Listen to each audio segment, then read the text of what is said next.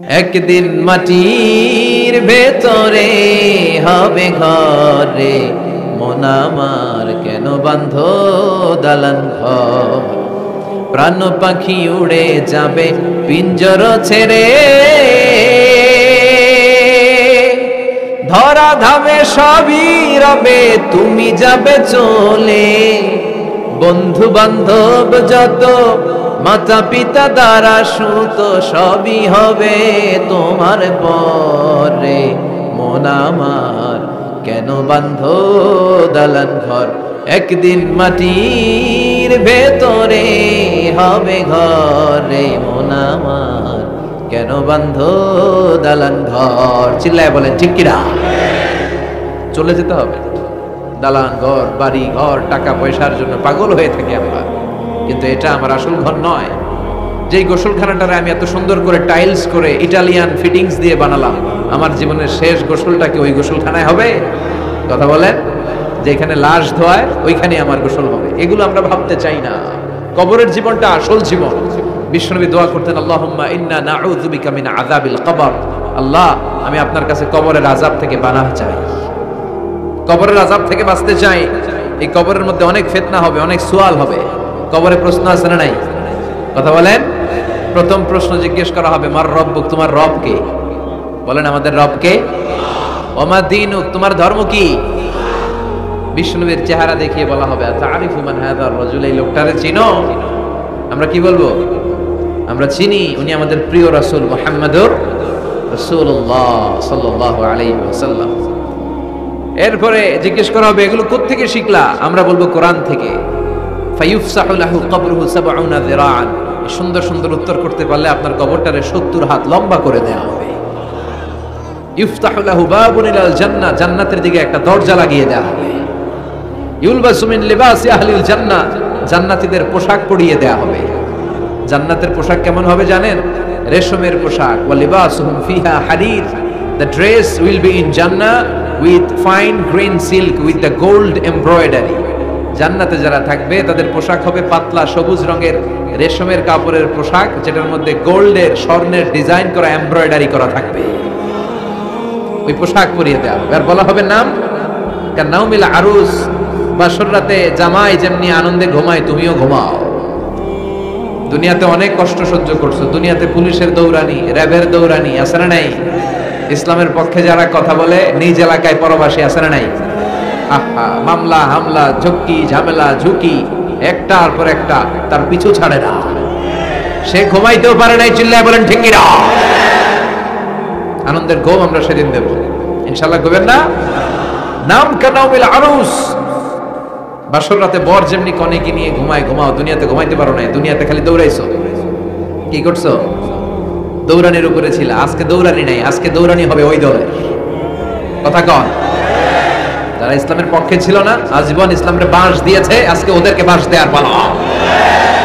সেদিন হিসেব উল্টে যাবে। কথা বলেন। এবার ওদেরকে প্রশ্ন করা হবে, তুই ক আমার রব্বুক? কয় আমি জানি না।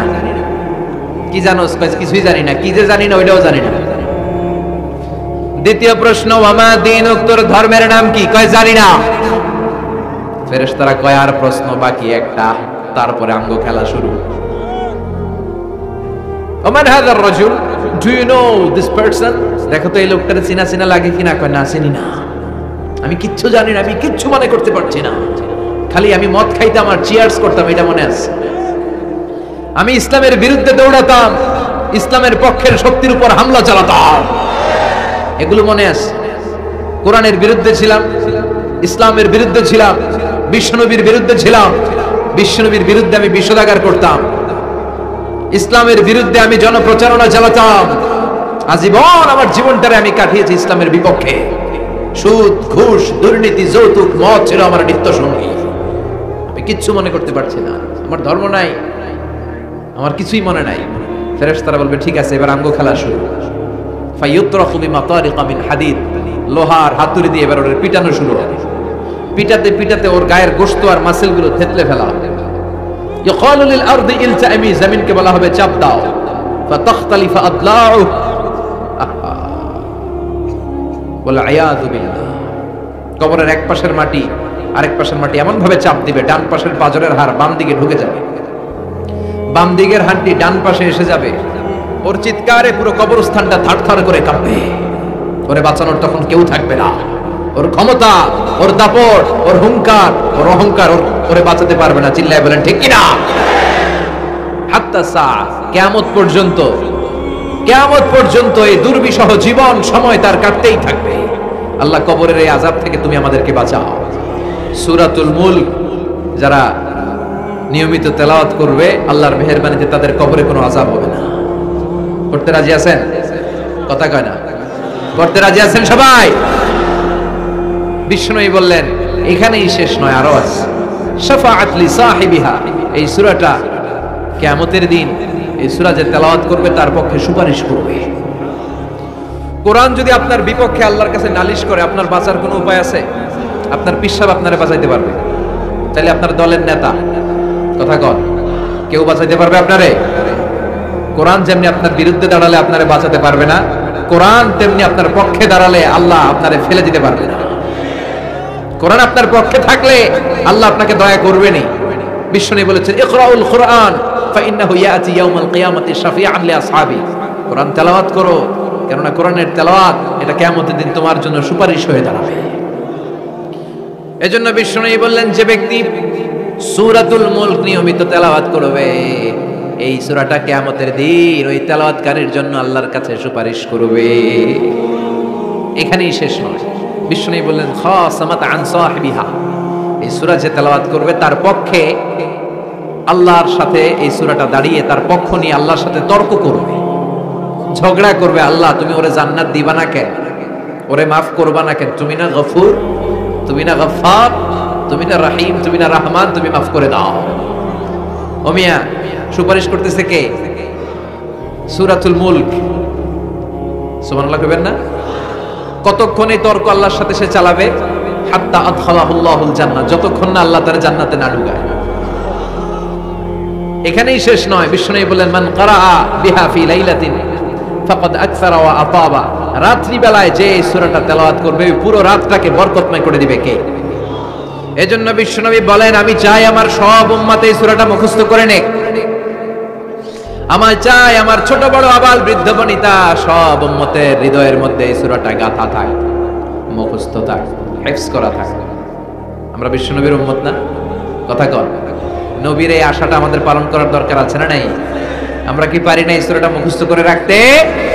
মাত্র 30 আয়াত, প্রতি মাসে কয়দিন? প্রতিদিন এক আয়াত করে মুখস্থ করলে লাগে কয়দিন? প্রতিদিন এক আয়াত করে মুখস্থ করলে 30 দিনে এই সূরা মুখস্থ করতে রাজি আছেন? সবাই রাজি আছেন তো? মনে থাকবে? নেক্সট টাইমে নেক্সট ইয়ারে আসলে জিজ্ঞেস করবো যে সূরা মুলক মুখস্থ হয়েছে কিনা। হ্যাঁ, মনে থাকবে তো? আল্লাহ তুমি তৌফিক দাও। এই সূরাটা পড়লে আল্লাহ আপনার দৃষ্টি শক্তিকে খুলে দিবে। আপনার চোখের সামনে কোনো পর্দা থাকলে পর্দাটা সরে যাবে। আপনি আল্লাহর মাহাত্ম্য বুঝতে পারবেন, আপনি আল্লাহরে চিনতে পারবেন, আপনি আল্লাহর অস্তিত্ব টের পাবেন। সুবহানাল্লাহ পড়েন। অনেকেই বলে যেটা দেখি না তা মানি না।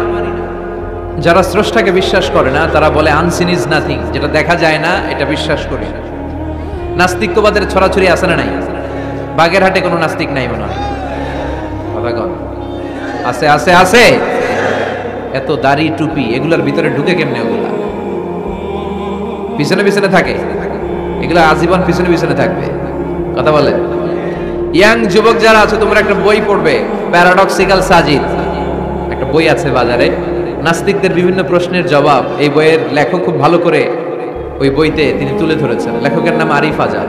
এটা পড়লে শিক্ষিত যারা তাদের মনের মধ্যে এই ঘুরপাক করা প্রশ্নগুলোর উত্তর তারা পেয়ে যাবে। বইয়ের নাম প্যারাডক্সিক্যাল সাজিদ, আরিফ আজাদের লেখা।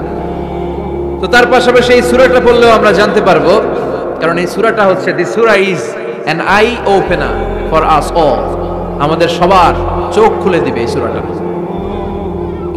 আমাদের ঘুমন্ত বিবেককে জাগিয়ে তুলবে এই সূরাটা। যারা বলে যে স্রষ্টাকে দেখা যায় না তাদের জন্য এই সূরাটা একটা মেডিসিন। আল্লাহ কেমন যেন এই সূরায় বলতে চায় ওপেন ইউর আই, তুমি তোমার চোখ খোলো না একটু, you must find your God, তুমি তোমার আল্লাহরে খুঁজে পাবা।